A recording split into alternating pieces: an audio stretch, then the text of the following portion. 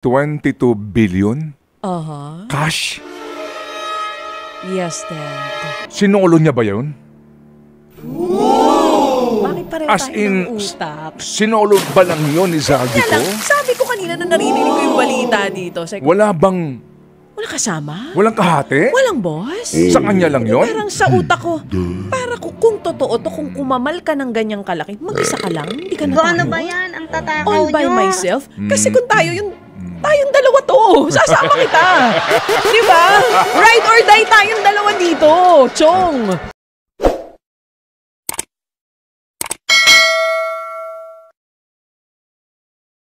Pinoward ko lang yung bato rin sa akin ng mga informasyon na i-forward ko sa kanya, binasa niya at mukhang sabi niya, kung ganito lang ito at wala itong mga ganito, sa totoo lang, kung walang public pressure, madaling ilusot yan. So importante pala na may public pressure talaga. Yes, ma'am. Oo. Kasi napansin mo, no? Oo. Sige, ikaw na magsabi. Sa'yo naman Oo, galing. napansin nyo, nung Alin? napulaan itong ICI, wala na kasi masyado nagtitiwala sa kanila. Paano? Sikreto naman yung mga hearing nila. Ngayon. Tapos wala naman sila masyadong powers. Okay. Ang tagal na nating humihiling, mag-livestream kayo. Aba ngayon, napapansin nyo ba? Ano, bakit? Parang bumibilis ng kaunti. Bumilis. Oo, bumibilis-bilis ng kaunti kahit papano. Kahapon. Meron silang mga bagong pangalan na inirerekomendang makasuhan. Oo. Kasi di ba last September 29, nagsabi na sila nung mga dapat unang kasuhan. Ngayon may mga mambabatas na kasama. Ito raw ang kanilang rekomendasyon. Pero may sinasabi sila. Anong sinasabi? Hindi pa ito final. Ito ay interim report pa lang. Interim. Alright. Di ba initial findings pa lamang pero ang ito. sabi ni Ombudsman, narinig ko siya parang... Anong sabi ni Ombudsman? Sabi niya, hindi na ito dadaan pa sa vetting kasi dapat na pag-aralan ng mabuti. Kumbaga, kasi dapat dyan, aralin mo na mabuti kung tama ba rin yung kasong isasampa. Oo, kasi importante pag panik yun. mo ng Sandigan Bayan, baka magka-teknikalan doon. Importante ang sinasabi nila, plunder. Ha? Plunder daw, nasa dyan. May sinasabi rin na indirect bribery. Oo. May mga ganong kaso din. Anyway, Oo. Pero medyo natatakot na ako sa word na plunder na yan. Dating maestrado. Dami na kasing naakwit sa plunder na yan. Dating maestrado ito Oo, so naman. dapat pagkatiwalaan natin. Totoo Ang atin naman. lang dito, sige mamaya po tunghayan natin yan. Ito hong ilang mga sinasabi ho nila na pinagbabasehan po ng demanda. Pero eto, ang akin lamang, bakit nag-imbita sila ulit pangalawang beses na kay Zaldi ko? Oo nga. Na iniimbitahan mo, well, dapat talagang imbitahan. Pero parang obvious naman na hindi siya makakasipot. Naman, hindi nga natin alam kung nasaan. Hindi ba? Portugal or Spain, nasaan ba iyan si Zaldi? Pero kung Pero ang mga tatlong eroplano niya, alam na natin ngayon kung nasaan. Ngayon, kung dalawa ng imbitasyon si Zaldi ko, bakit hindi pa naiimbitahan yung isang lumilingon sa tawag na Maynard Ngo? Uy! Dahu! Di ba? Starring din yan. Bakit hindi pa siya naiimbitahan? Bakit nga? Huwag ka mag-alala, baka dahil nasabi mo na naman ngayon, bilisan nila, maglabas ulit sila ng statement na iimbitahan na nila. Ba't hindi pa iniimbitahan? Kasi, hindi ba, starring din at saka actual na inabutan nitong si Roberto Bernardo. Ayun na nga, kasama sa mga kakasuhan si Roberto Bernardo. Baka naman next nang ipatatawag yung sinasabi mong pangalan. Sige, di bale. Ang dami ho nating hihimahin dito para lang ho niyo maintindihan. At muli po, tutunghayan natin. Yung case study rito, nakapangalan mismo sa congressman yung construction company. At yung asawa niya, na opisyal din ng gobyerno, ang tesorero. Ay, sos, gelew. Sige. Ganun talaga dito sa Pilipinas, para ka naman bago ng bago. Anyway. Parang kalakaran na talaga. Bakit naman nila sasabihan yung kapwa nila mambabatas? Dahil nga kasi ngayon. Nalalantad na ito. Matagal naman na nating alam na may ganito. Sinampal lang talaga tayo sa mukha ngayon na nangyayari talaga. Dahil nga sa nangyayari na ito na ho dapat nga, ang pupurga. Ito na ho ang pipigil. Para hindi na maulit. Hindi po ba? Kaya nga, ngayon, mga kapatid, nagsabi ng Ombudsman November 25, so before November 30. Yung pagsasampa sa Sandigan Bayan. Kasi, tandaan po natin yung sinasabi ng ICI na paghahain ng reklamo sa Ombudsman, preliminary pa lang yun Hello, hindi pa ho kaso yun. Hindi pa practically kaso yun Alright, preliminary pa lang yun. Ang actual na kaso, Either kapag po ang salary grade ay below mababa 27, dito, oo. yan po ay sa RTC. Oo. Kapag mas mataas, Sandigan Bayan. Kapag dumating na Sandigan Bayan yung kaso, Sandigan Bayan ang mag-aaral, may basihan ba, issue ng warrant? Pag issue po ng warrant, papaharapin para basahan ng sakdal. So, arraignment ang tawag doon. kumbaga, kasi tama yan. Buti na ipaliwanag mo. Kasi yung rekomendasyon na naglabas ng balita ang ICI na may rekomendasyon para kasuhan, ang dami ng masaya. Ang sabi pa ng iba, bakit kulang? Huwag muna tayo masyadong masaya.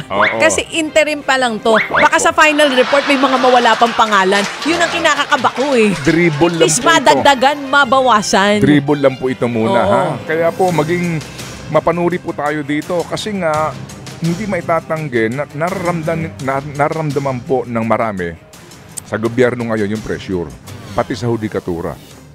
Sa Sandigan Bayan nga, baby girl, ang usap-usapan doon mukhang, di na kayo piyesta, no? Ha? Bakit? May handaan sila doon. So, paano ngayon yan? Yung mga regalo ngayong Pasko, o baka mas lumaki yung regalo ngayon? Wala muna. Doubt it. Okay. Sige. Sige. Ito lang po mga kapatid. Ang sarap pag-usapan ito. Sige. Ang sarap nitong ikumpara, no? Ikumpara. Direk Joey, Aaron. Kung ikukumpara natin yung PDEP scam ni Napoles at saka ito ngayong skandalong ito, may kahalintulad sila eh. May pagkakapareho. Kung ano po yun, siguro mamaya na, no? Mamaya. May pagkakapareho eh. Kaya pwede rin pong yung mga argumento nung mga nasakdal doon, ito rin magiging argumento rito eh. Mga doon po pupunta eh. Yun din po sinabi sa akin nung akin nakaugnayan po na isang abogado eh. At ngayon nga daw po ay fiesta ang mga mamahaling law firms. Dami nilang trabaho. Ang dami ho nilang mga kinukuha mga bagong abogado, mga researchers, etc. Nagagawa ng mga pinaghahandaan po nila itong mga kasong ito. Mamaya po yan. Tanong lang po, ang sinasabi, 22 bilyon piso sa kwentada ang na-deliver daw kay Zaldico. Baby girl, nabasa mo ba yun? Naman, kahapon may inilabas nga pong report. Galing din po ito, kasama to sa interim report ng ICI. Sila sabi na tinatayang nasa 22 billion pesos po na cash ang ibinuhos daw ni dating ako Bicol Party List Representative Zaldico. At nakalagay sa mga maleta. Okay. Yun ang sinasabi. Gusto nyo bang malaman kung kailan ito nagsimula? Ang sabi po sa interim report ng ICI, ilang ulit nga daw pong nagkaroon ng cash delivery sa penthouse at maging sa bahay ni Zaldico sa Pasig mula 2022 hanggang 2025. Stop! Okay, Dad. 22 billion? Cash? Yes, Dad. Sandali lang, ha? Sinolo niya ba yun? Bakit pareho As tayo in, ng utak? sinolo ba lang yun ni Kaya Zaldico? lang, sabi ko kanina nung narinig ko yung balita dito. Sabi ko, Wala bang, wala kasama? walang kahati? Walang boss? Sa kanya lang yun? Parang sa utak ko, para kung totoo to, kung kumamal ka ng ganyang kalaki, mag-isa ka lang, hindi ka na tayo. Ano ba yan? Ang tatakaw All by nyo. myself? Kasi kung tayong dalawa to, sasama kita. Di ba? Ride or die tayong dalawa dito, Chong. Teddy Hindi ako Kids tayo, mag-iisa, men. Teddy Kids tayo, men. Dalawa tayo dito. Oo. Kaya lang di tayo mambabatas eh. Hindi tayo proponent, ha? Hindi tayo 22 billion? Solo lang sa kanya yon? All by yourself? Pero sandali lang. Ito ang tanong dito, ha? Ngayon pa lang po. Bakit? Sino ba ang actual na tumanggap ng pera? Ako, magandang tanong yan. Yan. Oo. Oo. Dito po sa interim report, mga kapatid, Merong ng go-between? ICI, may Paul Estrada na Wow. nabanggit. Si Paul para si Peng. Sino si Peng? Sino taga Bulacan? Okay, oo nga. Ang dami na kasi mga characters. Okay, anyway, si Paul sige. Estrada ang tumanggap. Pero ito, dito ka. No. Doon kasi sa PDAF walang acknowledgement receipt, Ano kaya di ba? amoy ng pera kapag 22 billion na nando sa Sa bahay yun. Oo. Tsaka Ano direct, 22 billion yung naharap ng dami ng pera, Ito pang matindi, partner. Napatotohanan din sa interim report sinasabi. Di kayo naka-face mask ka na noon, Hindi pa. Di ba mamasangsang na yung amoy noon ng 22 billion? Hello, hindi. Gusto nila yung Kasi amoy na yun. malulutong to na tagi-1,000 galing sa bangko ito. Hindi ito yung galing sa palengke. Sino may sabi sa'yo? Nakita mo ba? Hindi naman. Feeling ko lang. Sige, okay. Oo. Napatotohanan na dito sa interim report ang sinasabi. Totoo daw na isa daw sa mga bahay ni Zaldico ang pinaglalagyan lang ng pera. Yun ang sabi. Kasama yun dito.